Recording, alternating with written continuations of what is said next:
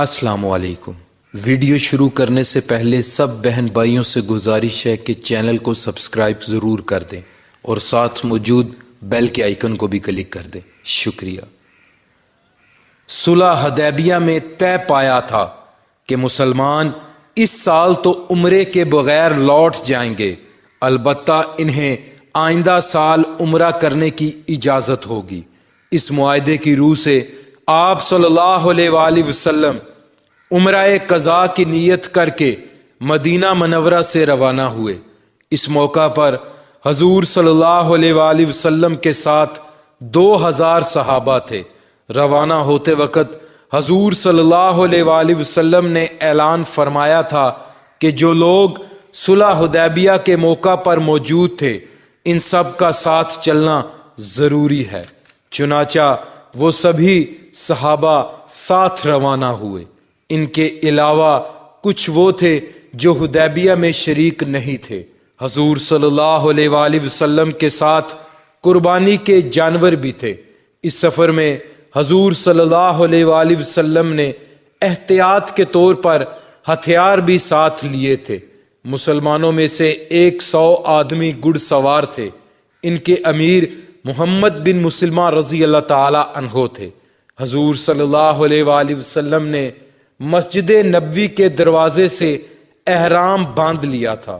قریش کے کچھ لوگوں نے جب صحابہ کرام رضی اللہ عنہما کے ساتھ ہتھیار دیکھے تو وہ بوکھلا کر مکہ معظمہ پہنچے اور قریش کو بتایا کہ مسلمان ہتھیار لے آئے اور ان کے ساتھ تو گھڑ سوار دستہ بھی ہے۔ قریش یہ سن کر بدحواس ہوئے اور کہنے لگے، ہم نے تو کوئی ایسی حرکت نہیں کی جو اس معاہدے کے خلاف ہو، بلکہ ہم معاہدے کے پابند ہیں جب تک صلح نامے کی مدت باقی ہے۔ ہم اس کی پابندی کریں گے۔ پھر آخر محمد صلی اللہ علیہ وآلہ وسلم کس بنیاد پر ہم سے جنگ کرنے آئے ہیں؟ آخر قریش نے مکرز ابن حفص کو قریش کی ایک جماعت کے ساتھ روانہ کیا۔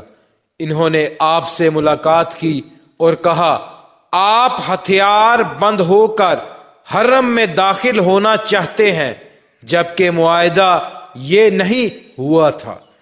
اس پر آپ صلی اللہ علیہ وآلہ وسلم نے فرمایا، ہم ہتھیار لے کر حرم میں داخل نہیں ہوں گے۔ معاہدے کے تحت صرف میانوں میں رکھی ہوئی تلواریں ہمارے ساتھ ہوں گی، باقی ہتھیار ہم باہر چھوڑ جائیں گے۔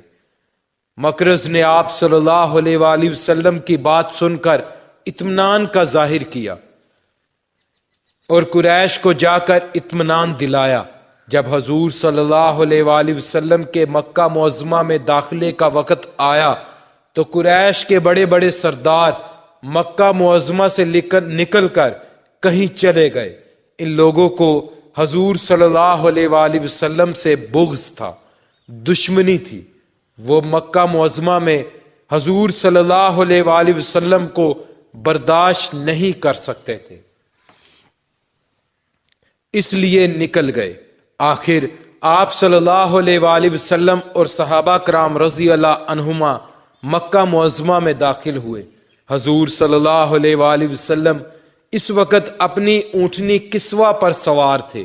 صحابہ کرام رضی اللہ عنہما آپ صلی اللہ علیہ وآلہ وسلم کے دائیں بائیں تلواریں لیے چل رہے تھے اور سب لبیک اللہم لبیک پڑھ رہے تھے۔ روانہ ہونے سے پہلے باقی ہتھیار آپ صلی اللہ علیہ وآلہ وسلم نے ایک جگہ محفوظ کرا دیے تھے۔ وہ جگہ حرم سے قریب ہی تھی۔ مسلمانوں کی ایک جماعت کو ان ہتھیاروں کی نگرانی کے لیے مقرر کیا گیا تھا۔ مکہ کے مشرکوں نے مسلمانوں کو بہت مدت بعد دیکھا تھا۔ وہ انہیں کمزور سے لگے تو آپس میں کہنے لگے، یثرب کے بخار نے مہاجرین کو کمزور کر دیا۔ یہ بات آپ صلی اللہ علیہ وآلہ وسلم تک پہنچی تو حکم فرمایا، اللہ تعالیٰ اس شخص پر رحمت فرمائے گا جو ان مشرکوں کو اپنی جسمانی طاقت دکھائے گا۔ اس بنیاد پر آپ صلی اللہ علیہ وآلہ وسلم نے صحابہ کرام رضی اللہ عنہما کو حکم دیا کہ طواف کے پہلے 3 چکروں میں رمل کرے، یعنی اکڑ اکڑ کر اور سینہ تان کر چلے، اور مشرکوں کو دکھا دے کہ ہم پوری طرح طاقتور ہیں۔ اس کے بعد جب مسلمانوں نے رمل شروع کیا تو مکہ کے دوسرے مشرکوں نے ان مشرکوں سے جنہوں نے مسلمانوں کو کمزور بتایا تھا کہا، تم لوگ تو کہہ رہے تھے کہ انہیں یثرب کے بخار نے کمزور کر دیا ہے، حالانکہ یہ تو پوری طرح طاقتور نظر آ رہے ہیں۔ اس وقت آپ صلی اللہ علیہ وآلہ وسلم نے اپنی چادر اس طرح اپنے اوپر ڈال رکھی تھی کہ دایاں کندھا کھلا تھا اور اس کا پلو بائیں کندھے پر تھا۔ چنانچہ تمام صحابہ رضی اللہ عنہما نے بھی ایسے ہی کر لیا۔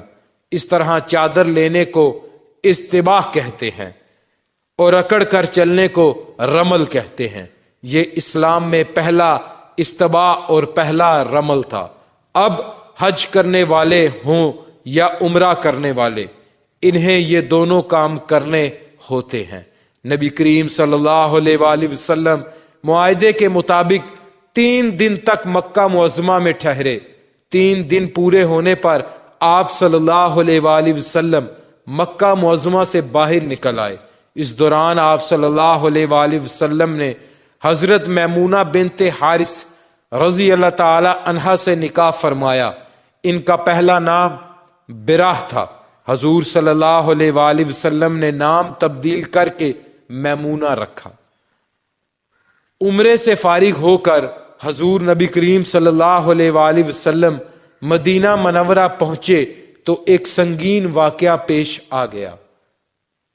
اللہ پاک پڑھنا اور سننا قبول فرمائے، اللہ پاک کمی کوتاہی معاف فرمائے۔